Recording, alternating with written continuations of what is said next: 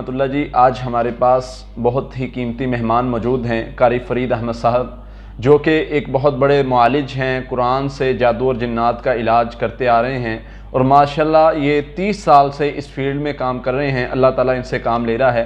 آج ہمارے پاس مہمان ہیں تو ہم ان سے کچھ سوالات رکھنا چاہیں گے جو بہت سارے لوگ سوال کرتے ہیں۔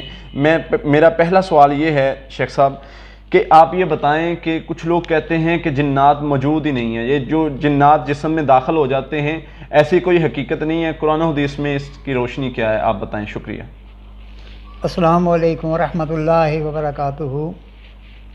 اللہ پاک نے جہاں بھی ذکر کیا نا قرآن میں، پہلے جنوں کا پھر انسانوں کا، یا معشر الجن والانس من الجنۃ والناس۔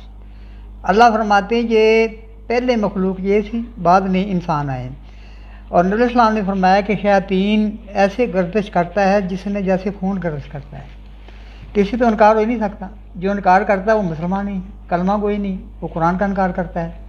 اس لیے میرے بھائی، شیاطین جو ہے نا، خواہ جنوں میں ہوں یا انسانوں میں، تو انسان کے آگے پیچھے ارد گرد گھومتے ہیں، لیکن دو جگہ ان کا وار نہیں چلتا، نہ زمین پہ نہ آسمان پہ۔ جب بندہ اللہ سے التجا کرتا ہے نا ایسے ہاتھ اٹھا کے، تو اللہ فرماتے ہیں کہ شیطان کا کچھ لوگ کہتے ہیں جی ہم علاج کروا کے تھک گئے ہیں، تو ان کے لیے کیا مشورہ آپ دیں گے؟ جو علاج کرواتے ہیں پھر بھی ٹھیک نہیں ہوتے، ان کے لیے کوئی مشورہ دیں آپ۔ یہ ایمان کی قوت کمزور ہوتی ہے، جس کا ایمان مضبوط ہوگا نا، جی اللہ پاک اس پہ حالانکہ کچھ لوگ کہتے ہیں یہ چلے کاٹتے ہیں، یہ میں نہیں مانتا۔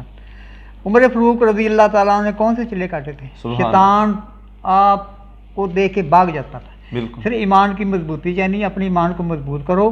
جی اللہ نے قرآن میں کیا فرمایا؟ وقال ربکم ادعونی استجب لکم ان الذین یستکبرون عن عبادتی سیدخلون جہنم داخرین۔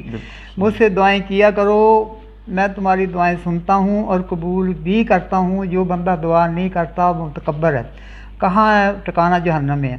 تو دعا کیسے کرنی ہے؟ طریقہ میرے نبی السلام نے بتا دیا، اور حدیثوں سے موجود ہے، قرآن سے موجود ہے۔ کوئی بھی بندہ کسی کوئی بات نہیں مانتا، وہ دھرنا دیتے ہیں، کسی حکومت میں بالکل دھرنا دے دیتے ہیں، ان کو ماننا پڑتا ہے۔ اللہ فرماتے ہیں میرے سامنے دھرنا دے کے دیکھو میں تمہاری مانتا کہ نہیں مانتا۔ بالکل، میرے آقا علیہ السلام نے جنگ بدر میں دھرنا دیا، فرمایا یا اللہ میرے 313 ادھر ہزاروں کا لشکر، ہاں اللہ کے سامنے میں نے دھرنا دیا۔ اللہ سے میرے محبوب کتنے فرشتے بھیجا تیری مدد کے لیے؟ فرشتے آئے۔ حضرت یوسف علیہ السلام نے جیل قید میں دھرنا دیا، کیا پڑھا؟ فاطر السماوات والارض انت ولی فی دنیا والآخرات توفنی مسلما والحقنی بالصالحین۔ اللہ نے جیل سے نکالا، بادشاہ بنا دیا۔ سبحان اللہ۔ اور حضرت زکریا علیہ السلام نے دھرنا دیا، اولاد نہیں ہو رہی، 90 سال عمر ہے، اللہ کے سامنے دھرنا دے دیا۔ جی بے اولادوں کے لیے، ہاں، بے اولاد جو اللہ نے فرمایا دھرنا دیا، فرمایا آپ کو بیٹا دوں گا، نام بھی خود رکھوں گا یحییٰ علیہ السلام۔ سبحان اللہ۔ کب؟ جب دھرنا دیا۔ تو اس لیے بھائی اللہ کے سامنے دھرنا دے کے جو بھی مانگنا مانگو، اللہ دے گا، اپنی ایمان کو مضبوط کر کے۔ بالکل ٹھیک ہے نا؟ بالکل، تو ٹھیک ہو گیا۔ ہاں، دوسرا ہمارا یہ سوال ہے کہ اگر کسی کو جادو کا، جنات کا مسئلہ بن جاتا ہے تو اس کا کیا حل ہے؟ قرآن اور حدیث نے کیا بتایا ہے کہ اس کا کیا حل ہونا چاہیے جو اسلام کے دائرے میں رہتے ہوئے، شریعت کے دائرے میں رہتے ہوئے انسان کروا سکتا ہے؟ اس کا جواب دیجیے۔ قرآن پاک کے 30 پارے ہیں، بخاری کے بھی 30 پارے ہیں، اور میرے آقا علیہ السلام پہ 6 ماہ جادو رہا ہے۔ 23ویں سے لے کر 25ویں پارے تک جادو اور طب کے معاملے ہیں۔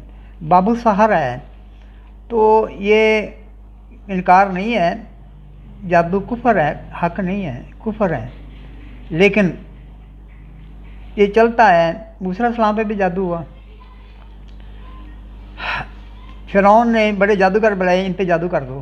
قرآن کہہ رہے ہیں ہنسیاں پھینکی تو سانپ بن کے فیل ہونے لگے۔ اللہ کے پیغمبر ڈر گئے، موسیٰ علیہ السلام، اللہ نے لا تخف، نہ ڈر۔ اوپر سے آتے آئیں اللہ توکلنا ربنا لا تجعلنا فتنۃ للقوم الظالمین ونجنا برحمتک من القوم الکافرین۔ اے اللہ ہم تجھ پر ہی توکل کرتے ہیں، ہم کو ان ظالم لوگوں کا تختہ مشق نہ بنا، ہم کو اپنی رحمت کے صدقے ان کافروں سے نجات دے دے۔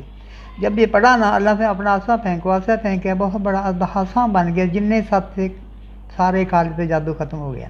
اگر کسی کے گھر میں اس کو فیل ہو رہا ہے یا بابے کہہ رہے ہیں کہ یہ، لیکن کسی کے پاس نہیں جانا، قرآن سے ہی مدد مانگنی ہے۔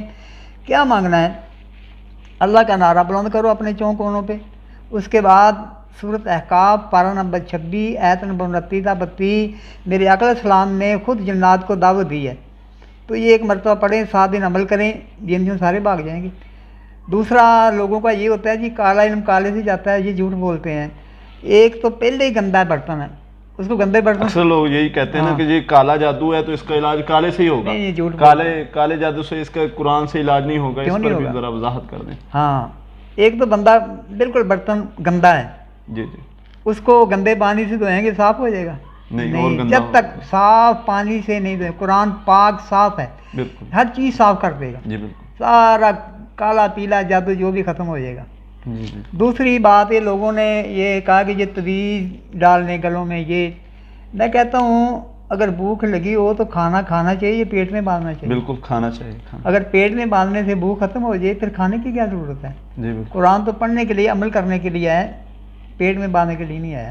اور میرے آقا علیہ السلام نے فرمایا کہ بخاری میں لکھا ہے کہ 6 چیزوں میں شفا ہے۔